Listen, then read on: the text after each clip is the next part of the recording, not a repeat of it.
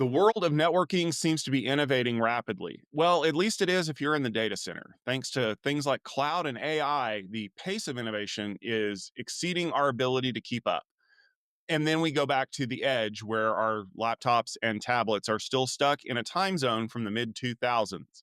In this episode of the Tech Field Day podcast, user centric connectivity has to innovate. Welcome to the Tech Field Day podcast, where each episode we bring together a group of IT experts to discuss a single topic in the enterprise IT space. This podcast features a variety of perspectives from members of the Tech Field Day delegate community and is also recorded in association with some of our Tech Field Day events. Tech Field Day is a part of the Futurum Group, and this podcast is also being published on our sister company's website at techstrong.tv. In this episode, as we head into Cisco Live, we're going to be discussing some of the areas that need to be focusing on innovation. But before we do that, let's introduce today's group of guests so that you can get to know them just a little bit better, starting with Sam. Hi, I'm Sam Clements. I'm a technical solutions architect at WWT, and my day job focuses on solutions around Wi-Fi centric technology and mobility-based solutions. Ed Weadon, network engineer in the enterprise space, currently free ranging at the moment. And of course, I'm Tom Hollingsworth. I'm the event lead for wireless networking and security here at Tech Field Day. Let's jump into this episode's premise. No doubt you have probably gotten an email or walked into a store and seen that numbers are getting super fast when it comes to accessing things all over the place. But it kind of feels like that no matter how fast things get, it all feels the same. According to the old Henry Ford quote, people really just want a slightly faster horse that eats a little less hay. And I feel like that's what we are being delivered in the modern, at least edge connectivity centric area. And I think that when you compare that to the way that uh, data centers and especially AI networking are being forced to innovate at a rapid pace, it feels like we're being left behind. So the premise for this episode is that edge connectivity needs to innovate. Now, I think it's kind of funny. Sam and I have been at Mobility Field Day here recently, so we've gotten to see where a lot of the people are trying to push edge connectivity. But I also kind of feel like some of it really felt like table stakes, right? And I know that we're coming into Cisco Live, and that's usually like the area of where like companies like Cisco and they love to release new products during that event. So let's pull out the crystal ball for a second and say, if a company like Cisco really wanted to innovate in these spaces, what could they do? Just put on your thinking cap. What would you like to see, Sam? Well, it's funny because I look at obviously Cisco being obviously the number one networking manufacturer in the world, and I look at this chase of speeds and feeds, and frankly, at the edge, it always comes down to how we can push more bits and bytes. But there seems to be a lack of innovation in how we do that, even from an energy efficiency and from a noise efficiency perspective. We're talking about internet circuits that are multiple gigabits per second, and in order to do these things, you need to have these big honking loud boxes sitting out on the edge. And I feel like that it sounds silly to say, I want a quiet small box that does all the things that the big loud box does, but apparently that's really, really hard to do because they don't do it. I'd love to see some innovation on energy efficiency, some innovation on how we get speeds and feeds and services without blowing everybody's ears out all day long. And I realize that's sort of petty, but there's a need. Well, it's not petty, Sam, and I agree with you 100%. And here's the reason why I think it's not petty. When you look at one of the main themes that comes out of Cisco Live every year, it's sustainability, right? Like we've read news stories over the last year of Microsoft literally leasing nuclear reactor capacity from the site formerly known as 3 Mile Island to run data centers. I saw this ridiculous idea last week about launching data centers into orbit so that they can be cooled by outer space, which, by the way, does not work that way. But the thing is, like, it's one thing to talk about we need to be more energy efficient and more sustainable in this massive warehouse full of data. But I also need to be a little bit more efficient here at my house, because if I have to drop in one of those huge honking 120 millimeter fan copper heat sink routers just so I can run 2 gigabit per second Ethernet into my house.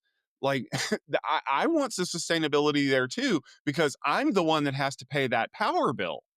No doubt. Well, and look at the power consumption of some of this gear that's coming in. Not look at like APs and whatnot. We're talking about 60 watts down to the access layer in some instances. You know that number adds up really, really quickly. You're looking at 100 APs at 60 watts a piece. Guess what? That's a power bill. Yeah, and I think the other thing with the sustainability piece is, having worked in the enterprise space for as long as I have, doing a lot of office builds and whatnot. One of the key things that we always have to contend with is getting the right amount of space to host the equipment that we want or that we need for a particular site. Getting the right amount of cooling into that space. That's always a fun one to deal with, and power. I mean, cooling power and space. I mean, those things are all at a premium, especially now as offices function the way that they do function, right? I mean, it one thing I remember, particularly when I was doing deployments day in and day out, it was always a challenge. It's always has been a challenge, and none of that has changed. So seeing a vendor come out with new gear, great. How power efficient is it? How cool? How quiet is it? I would actually challenge Cisco and say there are other vendors in the market space that are dropping devices that can support 10 gigabit plus, right? At least for the routing edge, that are very small and power efficient. And are you saying that not everybody who needs a 10 gigabit circuit has access to a rack with a full air handler system and HEPA probably, filters? probably not. Probably not. What's funny is you look across other technologies like AI, where they're just like, "Damn the torpedoes, full steam ahead, power, bring it on!" Like we're kilowatts and generators and diesels and what and right, yeah. But Sam, here's the thing that I think that most people don't understand about that. I'm kind of glad you brought that up. Is like AI, it is assumed that power is limitless, right? Like if I Mhm. can bring another circuit into the data center to run this stuff, I can. We know the limitations of power over Ethernet because you and I remember a time when power over Ethernet was maxed Eh, out at like 15 15 watts. watts. So it's like if it needs to like we need to like disable one of the CPUs on this access point so that it can Mhm. actually run on power over Ethernet. If you want it to run at full speed, you've got to go run a DC drop electrical to it, yeah. right Yeah. to it. Yeah. And then, we've gradually gone from 15 to 30 to 60. And, we've even seen some of the specs for like the big, like 90-watt PoE stuff, which I don't know that I want to touch a device that's running 90-watt PoE. Like, I'm afraid it's going to look like Back to the Future where Doc gets shocked. But like the thing to me is we are working within the budgets of what we can do. So the innovation has to happen where we know that we are never going to get more than 60 watts to an edge AP in the best of circumstances. That's assuming we have the newest equipment. Whereas the AI people are like, yes, what if we could actually just put a lightning rod at the top of the building and have the power just Straight shunted in. directly into the servers? So I guess maybe my question there is one of the reasons why innovation has been falling behind so much in these areas is because we are working within self-imposed constraints, right? Because the other thing too, and I'll go back to this, is we're also constrained with the devices that we're using. So like for example, Sam is very familiar with the fact that, it took a long time for an iPad and an iPhone to have more than one radio in it. We talk about some laptop devices that have 3x3 transmit and receive antennas. But even laptops, which are considered heavy devices now, still have power budgets because I used to own an IBM laptop that had a 210-watt power supply and would run for 57 minutes on battery idling. Like if you did anything with it, the battery just went dead. And that was like, oh, well, it's a laptop in name only. So That are we seeing problems where even the edge devices don't have full capability? So I mean, if I could jam a 400 gigabit per second fiber card in my laptop, you could better believe I would. Well, I think it's an interesting conversation when when you start looking at it through the lens of things like cloud manageability. When you start looking at, okay, what is my management orchestrator on top of all of this network, and throw a Cisco hat on, right, because it's Cisco Live, right? Look at the behemoth that is Catalyst Center. Versus adopting a management platform such as the Cisco's Cloud or the Meraki dashboard, right? There are legitimate power constraints to each of those um, trajectories. And I feel like the boxes that are in play certainly impact that power efficiency depending on sort of which way you're going to go, right? You build out a rack full of catalyst center clusters, and guess what? That power bill is going to be as expensive as your AI bill is. And that's not necessarily a fault of the big ass loud router that you're trying to manage. It's because you've tacked a bunch of other stuff on top that requires something else to do the compute for you.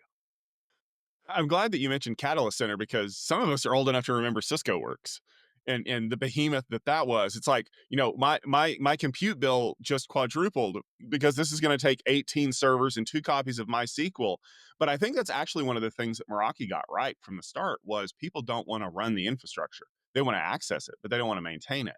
And so, Sam, you mentioned when we were getting going here, like that Meraki acquisition is 10 years old.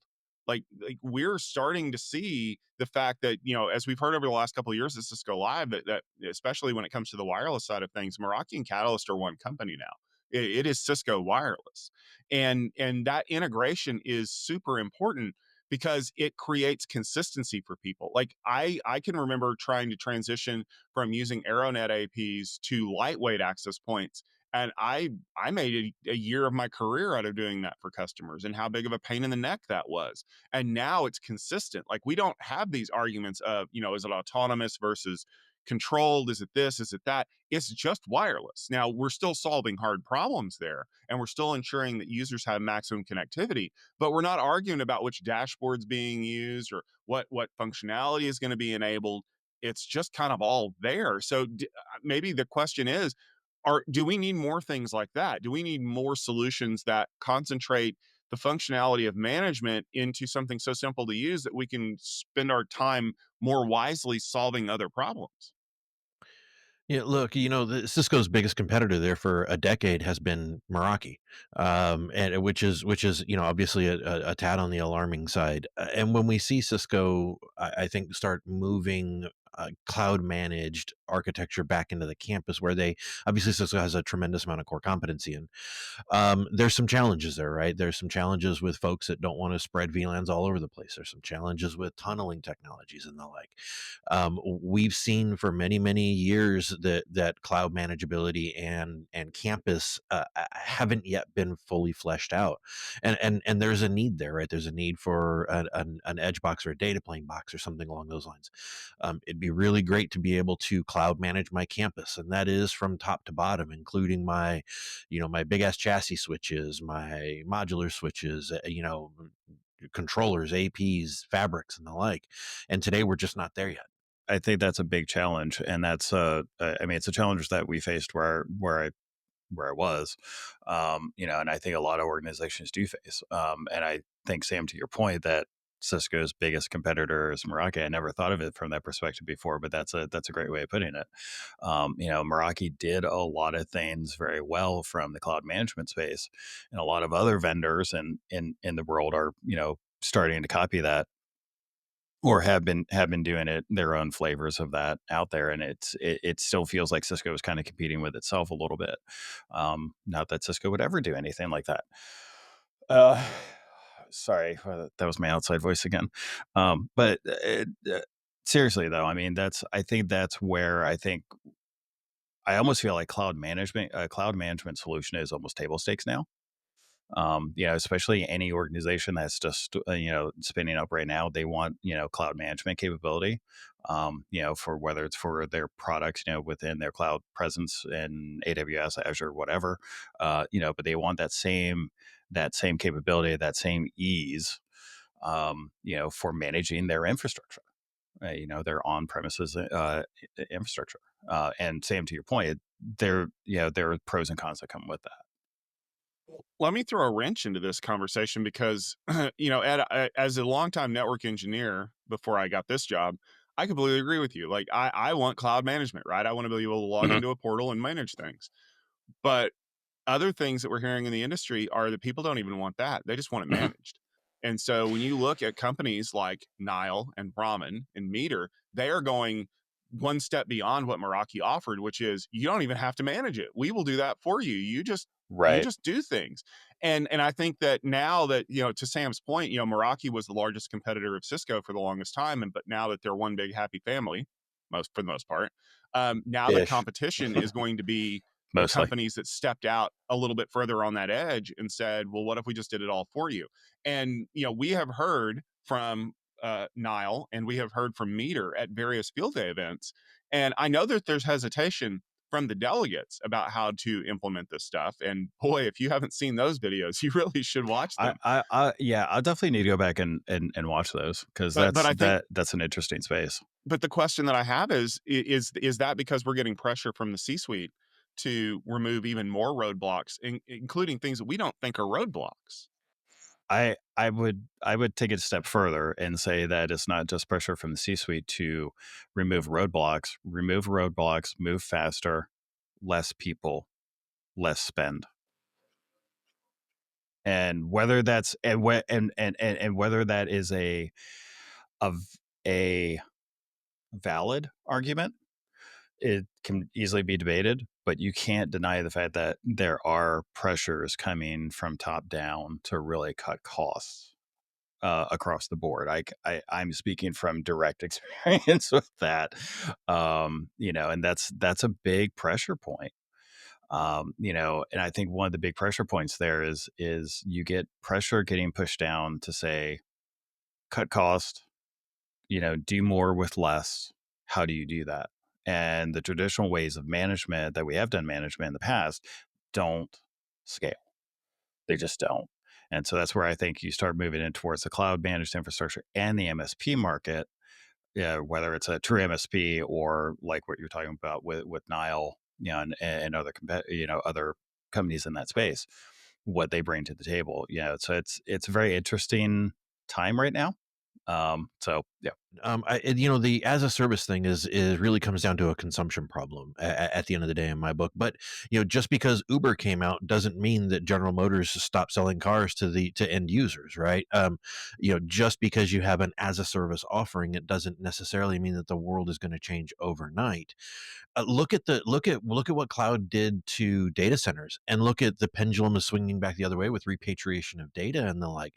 Just because it's cloud and just because it's as a service does not necessarily mean that it's right for you and your company, and it doesn't mean that it may ever be right for you and your company, nor does it mean that it really doesn't mean anything. It's just another way to consume the technology, and I don't know that I look at it as being a black and white, you either do this or you don't, or you do that.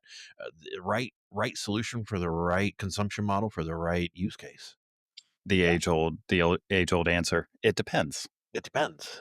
I believe Yeah. Sam has that trademarked at this point. Wait, Sam, not Yvonne? No, he got there first. Yeah. The joys of trademark registration, right?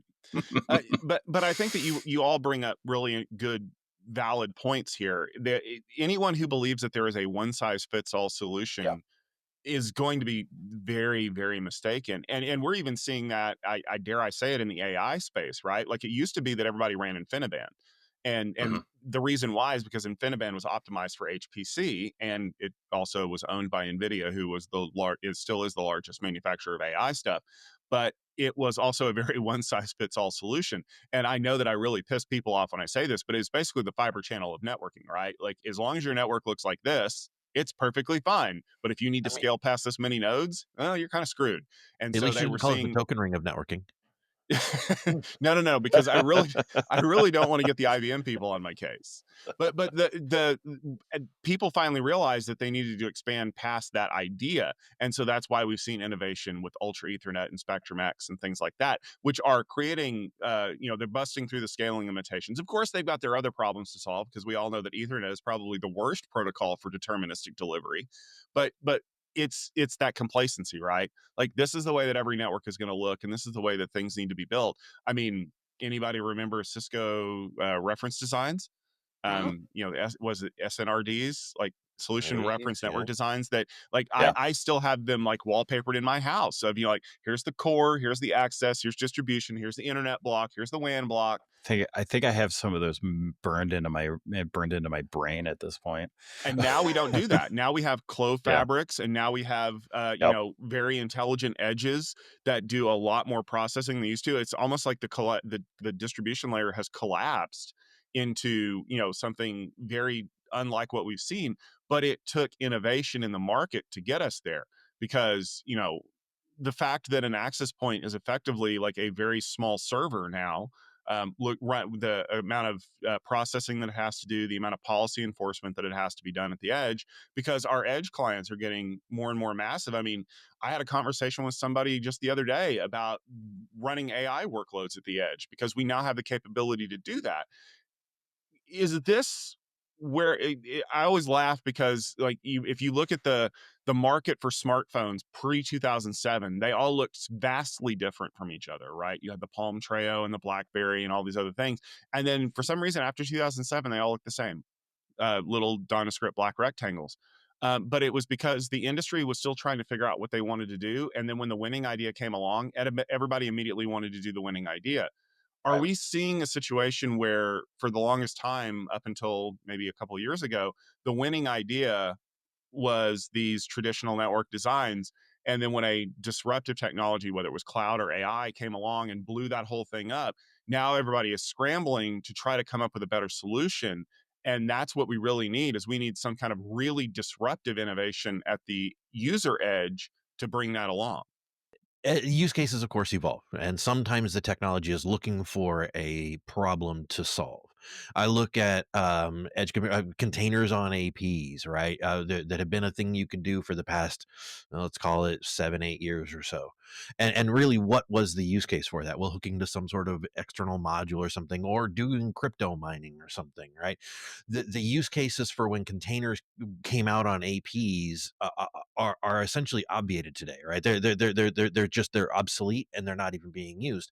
Yet that technology still exists, and so what are we now going to do with that? Well, now the buzzwords are AI, and so now we're seeing PQC capabilities being put into boxes so that you can run a service that further protects your data, and everything is about this inline AI inspection for protection.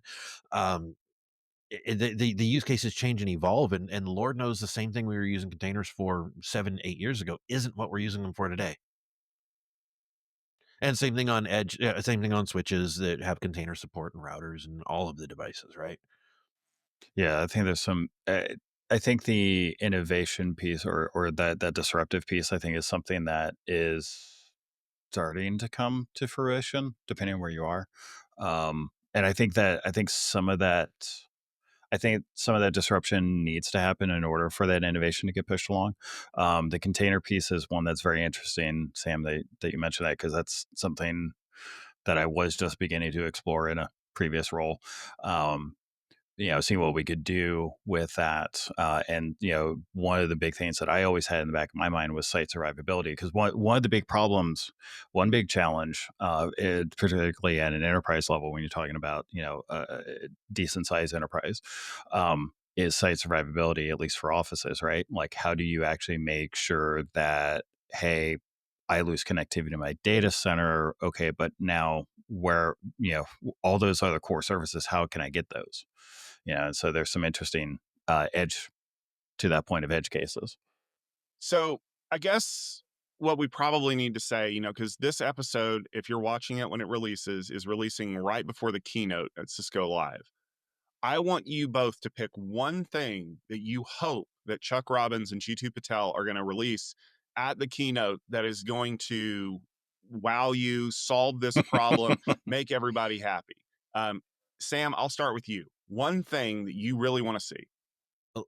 We haven't talked about it at all in this particular recording, but the time is right for an outdoor Wi-Fi 7 AP.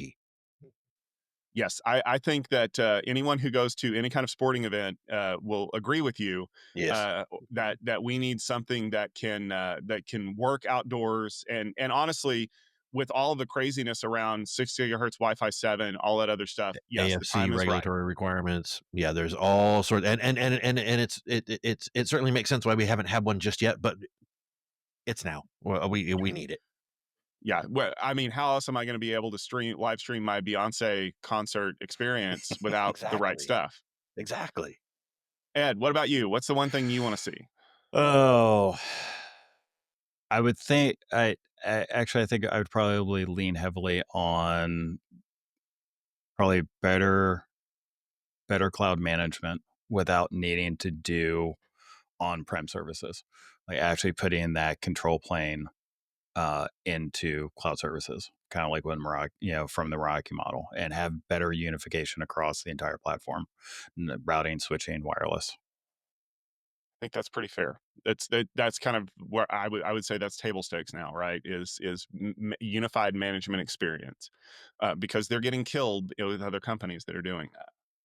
All right. Well, I think we're going to go ahead and wrap it up there. So, thank you very much for listening to this episode of the Tech Field Day podcast. If you enjoyed this discussion, please leave a comment on our YouTube video. Subscribe in your favorite podcast application of choice, so you don't miss an episode, and consider giving us a rating and a review. I'd like to take a moment for our guests to kind of give us some information about where you can follow them for their thoughts and content around these things, starting with Sam. You can follow me on Blue Sky at Samuel.Clement. Also on Blue Sky at Avalon Hawk, and also on LinkedIn, at least going to start posting a bit more there.